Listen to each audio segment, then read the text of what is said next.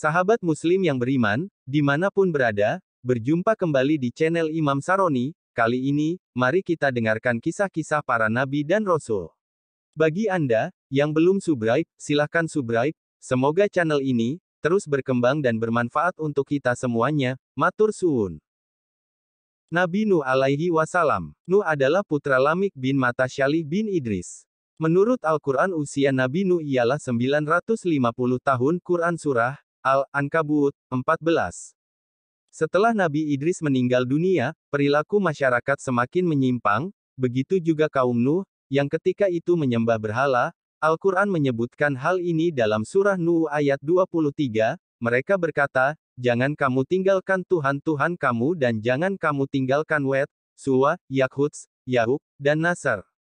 Selain itu, kaum Nuh terkenal zalim dan sewenang-wenang. Kejayaan dan kekayaan membuat mereka sombong, martabat dan harga diri diukur dari banyaknya harta. Karena itu, orang-orang miskin dipandang rendah, para budak diperlakukan seperti binatang. Melihat keadaan itu, Allah memerintahkan Nuh untuk mengajak mereka ke jalan yang benar.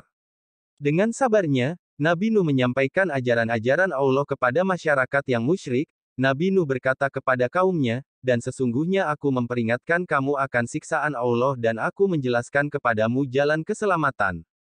Maka, sembahlah Allah saja dan jangan menyekutukannya dengan suatu apapun, karena aku khawatir apabila kamu menyembah selain Dia, atau menyekutukannya dengan yang lain, Dia akan menyiksamu pada hari kiamat dengan siksaan yang sangat menyedihkan. Quran Surah Hud 25-26.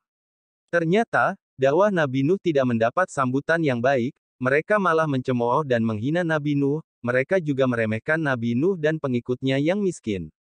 Maka, berkatalah pemimpin-pemimpin yang kafir dari kaumnya, kami tidak melihat kamu melainkan sebagai seorang manusia seperti kami, dan kami tidak melihat orang-orang yang mengikuti kamu, melainkan orang-orang yang hina-dina di antara kami yang lekas percaya saja, dan kami tidak melihat kamu memiliki sesuatu kelebihan apapun atas kami, bahkan kami yakin bahwa kamu adalah orang-orang yang berdusta.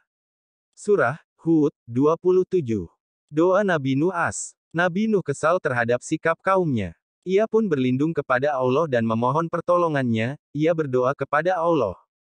Ya Tuhanku, sesungguhnya aku telah menyeru kaumku untuk beriman kepadamu. Aku juga mengajak mereka agar meninggalkan penyembahan berhala. Aku sangat berharap mereka mau beriman.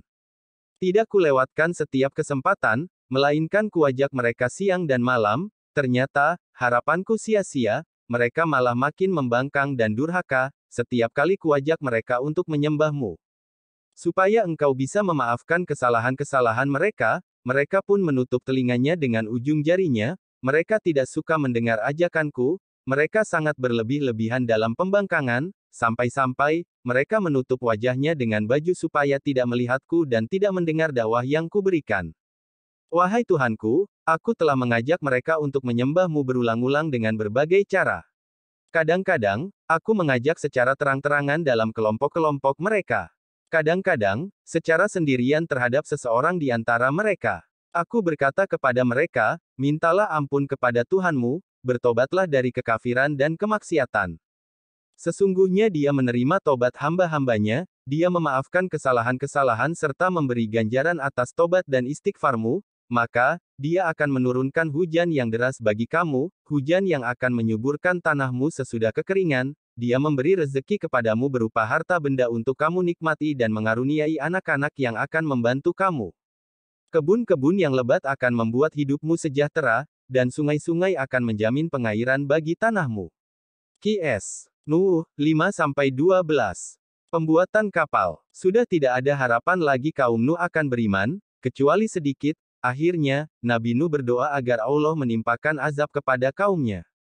Allah pun mengabulkan doa Nabi Nuh. Sebelum membinasakan kaum kafir itu, Allah memerintahkan Nabi Nuh dan kaum muslim menyiapkan alat untuk menyelamatkan diri. Allah menyuruh mereka untuk membuat kapal. Nabi Nuh dan pengikutnya segera menjalankan perintah Allah itu. Mereka mulai membuat kapal, namun, pembuatan kapal diejek oleh orang-orang kafir. Untuk menghadapi ejekan orang-orang kafir itu, Nabi Nuh berkata, jika kamu mengejek kami, maka sesungguhnya kami pun mengejekmu sebagaimana kamu sekalin, mengejek kami kelak, kamu akan mengetahui siapa yang akan ditimpa oleh azab yang menghinakannya, dan yang akan ditimpa azab yang kekal. Qs. Hud, 38-39. Air bah. Nabi Nuh dan pengikutnya, kaum muslim, akhirnya selesai membuat kapal. Selanjutnya, Allah memerintahkan Nabi Nuh untuk mengumpulkan sepasang dari setiap jenis hewan yang hidup, lalu, hewan-hewan itu dimasukkan ke dalam kapal. Hal ini supaya mereka bisa berkembang biak lagi, sebab, nanti setelah bencana besar melanda, makhluk hidup di bumi akan musnah. Kecuali yang ikut naik ke kapal Nabi Nuh. Setelah itu, Nabi Nuh menyuruh semua pengikutnya naik ke kapal. Nabi Nuh berkata kepada orang-orang beriman, naiklah ke kapal dengan menyebut nama Allah Ta'ala di waktu berlayar dan berlabuh. Mereka berdoa demikian karena bukan kapal itu yang menyelamatkan mereka, hanya Allah lah yang menjalankan dan menghentikan kapal itu, sehingga, wajiblah atas mereka berharap kepada Allah. Setelah semuanya siap di dalam kapal, Allah menurunkan hujan dari langit, Allah menyuruh bumi memancarkan air dari segenap penjurunya, dalam sekejap, air dari langit dan bumi berkumpul sehingga timbullah air bah yang dahsyat. Itulah bencana yang ditakdirkan Allah, dengan doa nabinya, untuk membinasakan orang-orang kafir. Sementara itu, kapal berlayar dengan perlindungan Allah dan pemeliharaannya, Allah telah menyelamatkan Nabi Nuh dan orang-orang yang beriman. Tenggelamnya putra Nabi Nuh As. Nabi Nuh teringat akan putranya, sebagai seorang bapa yang menyayangi anaknya, Nabi Nuh memanggilnya, ia memintanya untuk naik ke kapal bersama keluarga yang lain. Namun, putranya menolak. Nabi Nuh berkata, "Hai anakku, naiklah ke kapal ini agar engkau selamat dari azab Allah, janganlah engkau masuk ke dalam golongan orang-orang kafir yang mengingkari agama Allah." Putra Nabi Nuh memang durhaka. Dalam situasi demikian, ia tetap tidak mau beriman kepada Allah, karena ia menduga bahwa apa yang terjadi merupakan peristiwa alam biasa, tanpa naik ke kapal pun, ia bisa selamat, begitu pikirnya. Maka, ia berkata kepada bapaknya, "Aku akan berlindung ke puncak gunung yang tidak bisa dicapai oleh air, sehingga aku tidak akan tenggelam." Nabi Nuh mengingatkan, tidak ada satu kekuatan pun yang sanggup mencegah takdir Allah. Jika seseorang ditakdirkan tenggelam, ia pasti tenggelam, sebagai balasan bagi orang-orang kafir.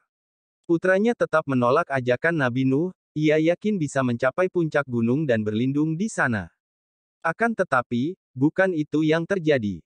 Air bah terus meninggi dan menenggelamkan putra Nabi Nuh. Memohon keselamatan putranya. Sebelum putranya tenggelam, Nabi Nuh memohon kepada Allah agar putranya diselamatkan. Karena, Allah telah berjanji akan menyelamatkan keluarganya, Allah menjawab bahwa putra Nabi Nuh yang kafir itu bukanlah termasuk keluarga yang dijanjikan untuk diselamatkan.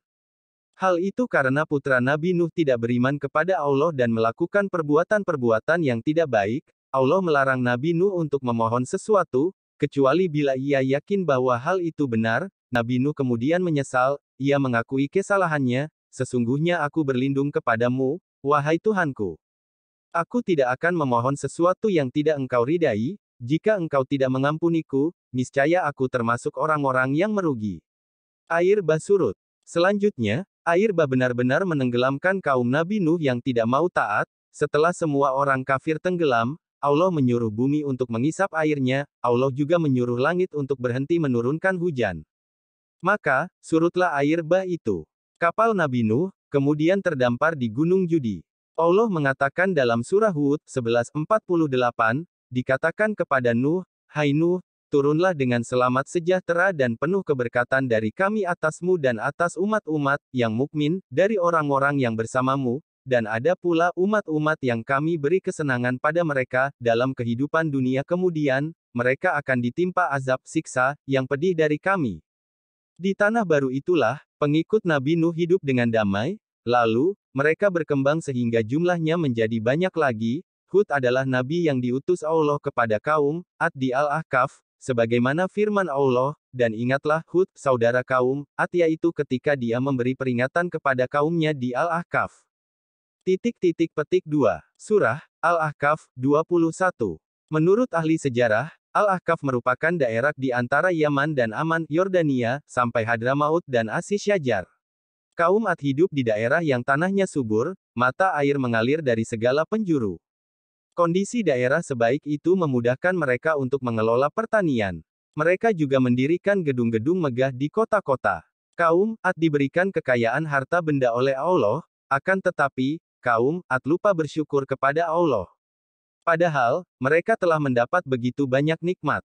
Mereka malah menyembah berhala, yaitu Sada, Samud, dan Al-Haba.